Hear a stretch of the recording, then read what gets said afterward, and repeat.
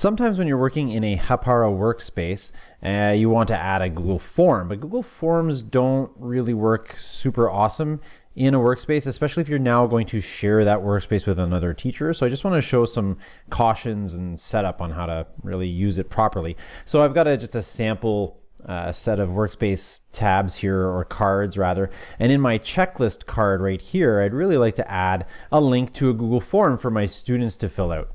So I have this sample form here that shows learning skills. But anyway, what you want to do is add the URL that you get when you click on the send button. You don't want to add the URL of the form itself up in the top of your toolbar that says edit at the end of the URL. When we click on the send button, you have a chance to send it by email, but if we click here for the link, this is the URL we want to use right here. And you can even shorten it if you want to, and you can take that shortened version of the URL, go back to your workspace and add that into your card.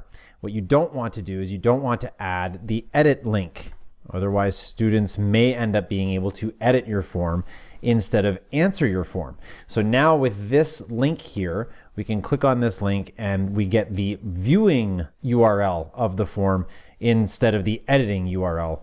If you're creating a workspace that is shared with other teachers and you're going to share this out, if this link is in here and that other teacher makes a copy of your workspace and their students use this link to submit their answers into a form, that means that both classes are going to be in the same result area for the form. So what you'll need to do is not have this link in your Hapara workspace when you go to share the workspace with another teacher, or have the teacher copy your workspace, for example, and then share the form separately, either in an email or whatever, and have them make a copy of the form. That way, when they make a copy of the form, it ends up having no responses in it, so that when they put their own link in their own Hapara card, their students' submissions will be the only ones that teacher sees. So I hope that helps. I hope that makes sense.